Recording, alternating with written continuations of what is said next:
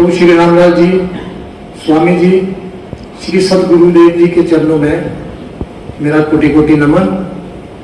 और श्रद्धेय श्री ठाकुर साहब मेरे सदगुरु के चरणों में मेरा कोटि कोटि नमन। और मेरे मार्गदर्शक श्री सिकंदर शर्मा जी, ऋषिकेश आश्रम के आचार्य श्री हरि गवड़िया जी, और विभिन्न क्षेत्रों से आए प्रभु जी के अनन्य भक्त और उपस्थित इस सदगुरु की पवित्र पावन स्थली में इस नन्हे भक्त का सभी के चरणों में मेरा कोटि कोटि नमन। जैसा कि परिचय में बताया कि मैं निर्वा से हूं और अक्सर मेरे सदगुरु ऐसी चर्चा भी मेरे बारे में कई बार करते रहते हैं आपसे। तो पीछे भी मुझे आदेश हुआ था, लेकिन मैं किसी कारण अपना वक्तव्य नहीं दे पाया। तो आज ऐसी माँ ने फिर इच्छा जताई, तो मुझे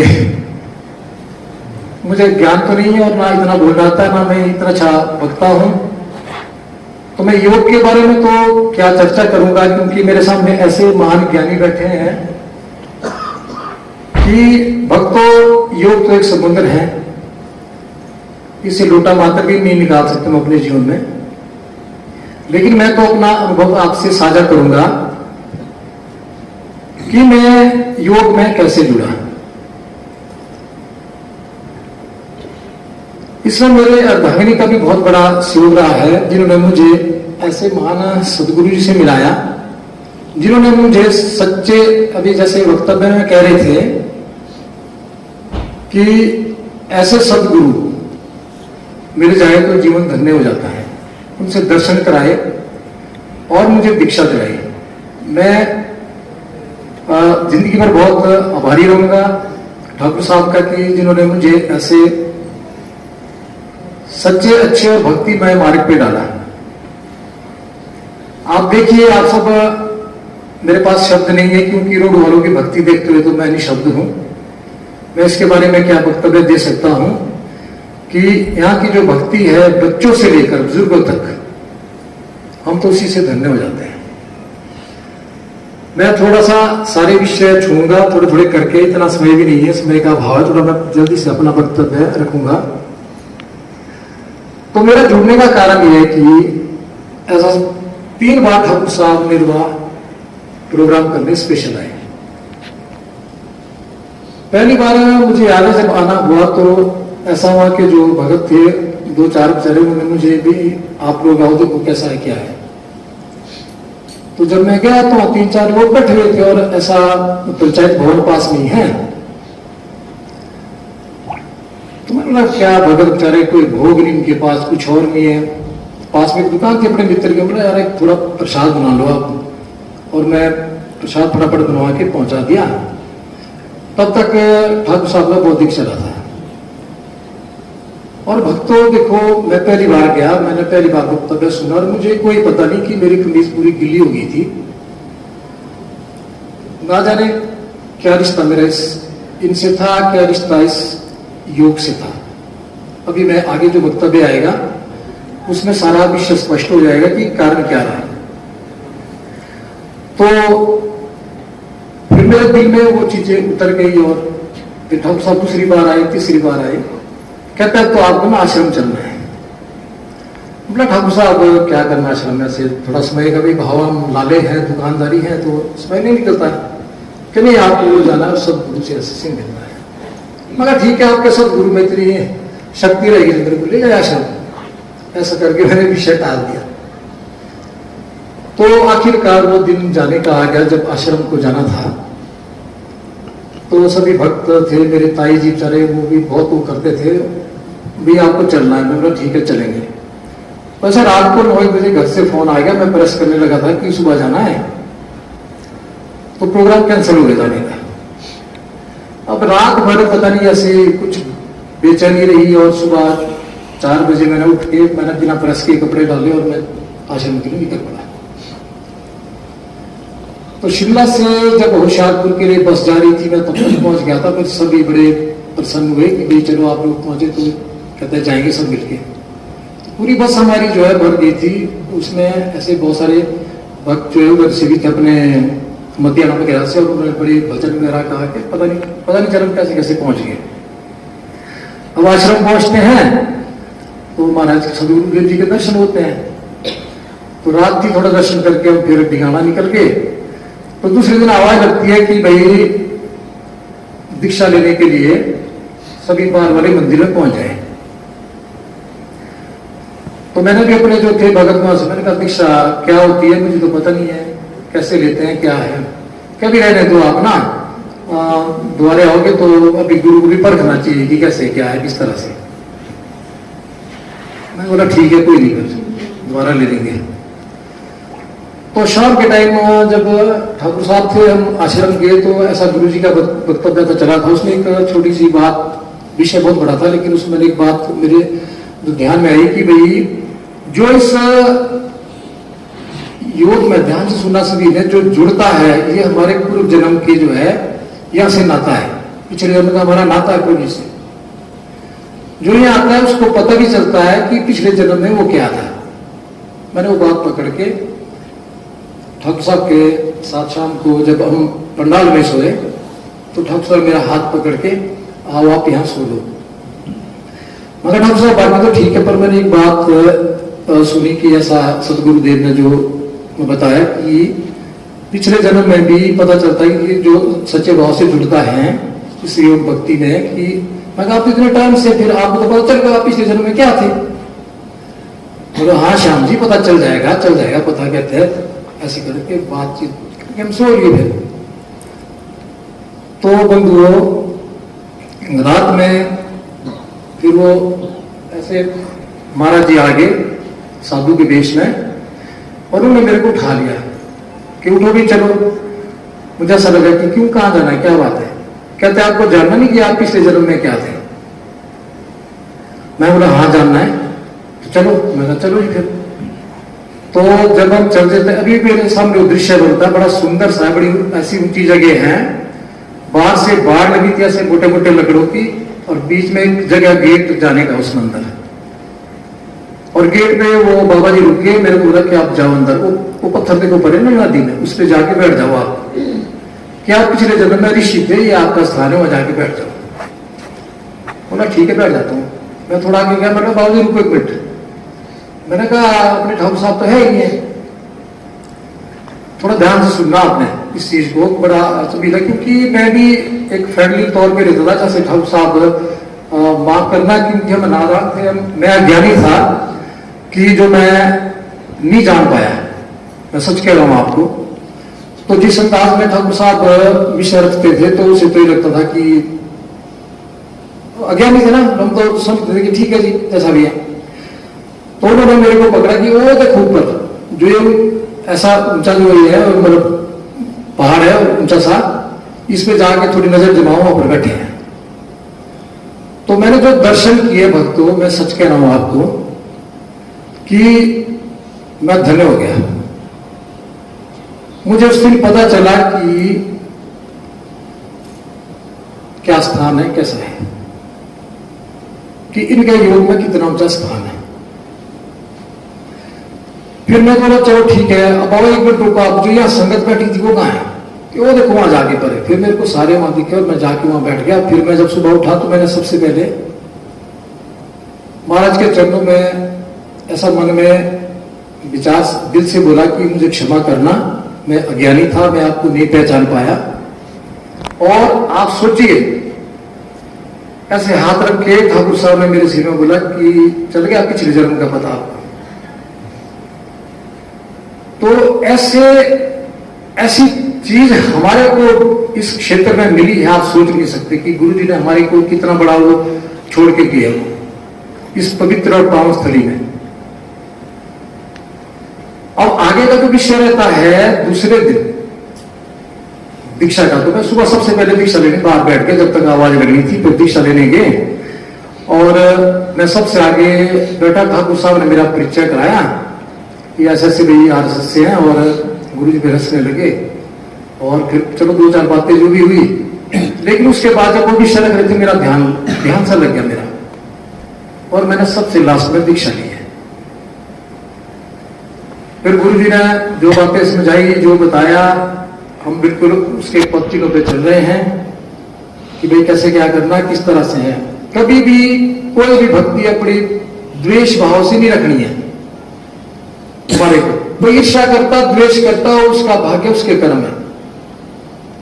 हमारा काम सीधा है, जो सदगुरु ने हमें मार्ग दिया, हमें उस पर चलना है।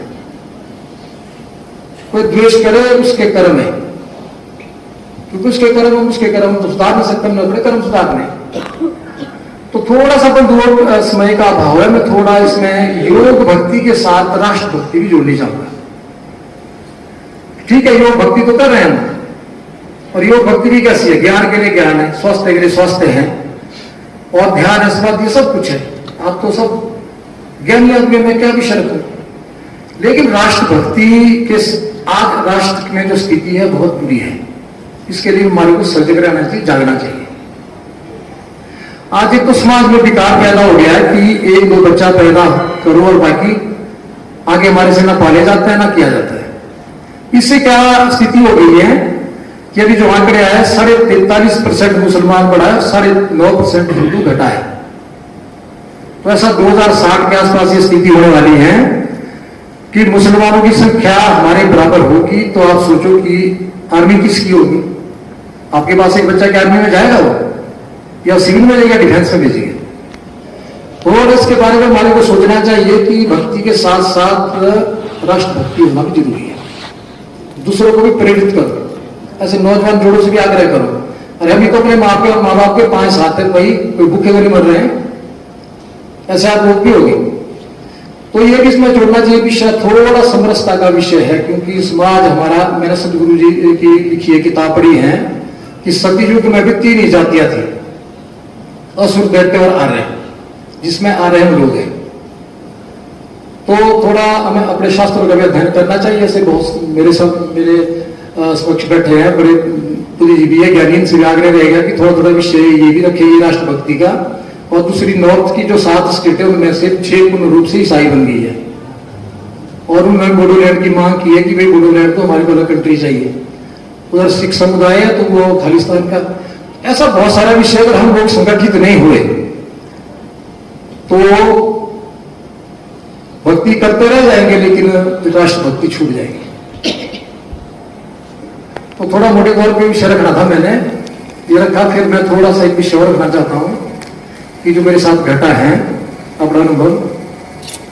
तो ऐसा एक पहली बार जब कार्यक्रम होने वाले अंदर को बड़ी जिज्ञासा थी कि कार्यक्रम हो रहा है पहली बार, तो उसमें ऐसे बहुत दूर दूर से मैंने भक्त आए हैं, और चिंता थी तो रात दिन लगे थे उस कार्यक्रम में। मेरे साथ स्वयं सेवक बंधु भी थे, मैंने उनको इकट्ठा करके काम में लगाया, तो जैसे तैसे कार्यक्रम निपटाया।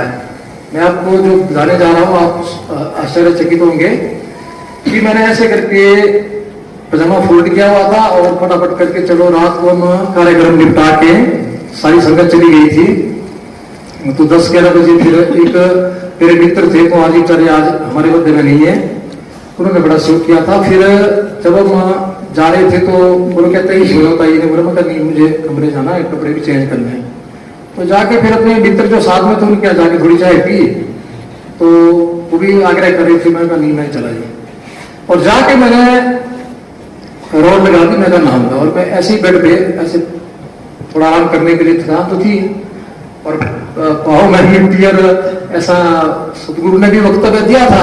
अब देखिए क्या, जब वो वक्तव्य चल रहा था मैं घर में था, क्योंकि मैं अक्सर लाइव यहाँ से देखते रहता हूँ जब भाई साहब डालते रहते हैं, और मैंने जैसे ऑन किया तो मेरा नाम आ गया वहां पर। तो मैं वही शाम हूं, मैं आज जो आपको बताया गया, मैं आज अपने मुंह से बोल रहा हूं ये बात कि मैं बेड पे यूं करके था और मेरे पे ऐसी नींद पड़ गई। मुझे नहाना था, ऑटोमेटिक रोड लगी थी, उसमें 60-80 डिग्री पे जब पानी उबलता है तो ऑटोमेटिकली वो थर्मोस्टेट से कट हो जाती है, और मुझे नींद आ गई। जब मैं सुबह उठता हूं, ना मेरे पाँव में चावल है, ना वो माछ की दाल चिपकी हुई है, मतलब जैसे धो के पूरी तरह से रात का साया, जैसे कोई आया मेरे को ले गया और भी नहाना नहीं है ना हो। तो ऐसी जो है महाराज की कृपा रहती है, नैतिक कर्तव्य। अगर आप निस्वार्थ भाव से सेवा करेंगे और इस सदगुरु पर विश्वास रखेंगे और जुड़ेंगे। फिर एक घटना कैसी हुई, कोरोना काल सबको याद हो गया। मेरे साथ क्या घटना घटी, यही बैठे है महाराज जी, मैंने के समक्ष बोल रहा हूं। मेरे पड़ोस में एक डॉक्टर, उनके श्रीमती जी थे, उनको कोरोना हो गया। हम घर जाने वाले थे। अब हम बचे गए इससे, जल व्यक्ति और ओवन से, वरना हम भी चपेटे में आ सकते थे। मैं रात को उन्हीं का मेहमान था, सोचिए आप। उन्होंने सिर को उड़ाए थे, रात को उनका मेहमान था। दूसरे दिन दोनों कोरोना पॉजिटिव आ गए और मैं बच गया। फिर ये थोड़ा साइकिल ही था, कोरोना हो गया और रात को उनका मेहमान था। मैं दुकान में था तो मैं पैसे निकालने बैंक जा रहा था। जब मैं बैंक के पास पहुंचा तो मुझे चक्कर सा आ गया और जाके मैं गाड़ी से टकरा गया ऐसे करके, और मेरी आंखें बिल्कुल बंद हो गई और मैं गिरने लगा। और मैं पता नहीं जैसे वैसे करके हाथ लगा के वापस आया और मैं कुर्सी पर बैठ गया। आप यकीन नहीं करेंगे, जैसे मैं कुर्सी पर बैठा, मेरे कुर्सी टाइम फोन आ गया से कि श्याम तुम्हें क्या हो गया। मेरे से रो गया, गुरु जी पता नहीं मेरे बच्चे छूट जाएंगे, मेरे को पता नहीं क्या हो गया। कहता कुछ नहीं, आप जाओ बेसन लो, वहां से बेसन खाओ। मैं जैसे वैसे उठा, मैंने एक पीस बेसन का लिया और मैंने बेसन खाया। उसके बाद आज तक वो सच्चिदानंद महाप्रभु श्री रामलाल पुरपाल ब्रह्म भगवान की जय। तो ऐसी ऐसी शख्सियत, ऐसे महान हमें मिले हैं। हमें अपने रास्ते से डगमगाना नहीं चाहिए और हमें विश्वास रखना चाहिए। और मैं दौरे से बोलता हूं कि मैं आश्रम जब जब भी आया हूं, जब जब भी गया, मैं कभी मांगने नहीं गया। मैं सिर्फ सेवा के भाव से जाता हूं और सेवा के भाव से, और जब तक मैं वापसी जाता हूं ध्यान से सुनवा, और तब तक जो मुझे ऐसा लगता है कि वो चीजें लगी तब तक वो परिपूर्ण हो जाती है। तो ऐसे हमारे पास, ऐसे हमारे इष्ट, ऐसे हमारे सदगुरुदेव हमारे मध्य में है। प्रभु जी ने जब यहां चरण डाले हैं तो ऐसा, इस आपने पोस्ट सुनी होगी, एक डाली है वीडियो 2010 की है शायद, कैसा विज्ञान, किस तरह का विज्ञान कर रखा है महाराज ने रोग क्षेत्र के बारे में। तो जो भी यहां पर ऐसी आत्माएं भटक रही है, उनके लिए भी मेरा संदेश है कि आप लोग डगमगाइए, अभी भटकिए नहीं, अभी भी समय है। आप समय रहते जागिए और अपने इस, क्योंकि 50 के बाद का जो वानप्रस्थ का जो रहता है, सीधा प्रभु से मेल मिलाप का रहता है, उसमें समय रहते आ जाइए। अगर कैसे बोलते हैं कि सुबह का भटका अगर शाम को वापसी आ जाए तो वो भूला नहीं बोलते हैं, वो ठीक बोलते हैं। तो ऐसा छोटा सा मेरा वक्तव्य था। मैं क्षमा चाहूंगा, किसी को दिल से लगी हो उसके लिए भी क्षमा करना। और मैं ज्यादा ना बोलता हुआ अपने वक्तव्य को विराम देता हूं। जय श्री प्रभु। श्री राम ब्रह्म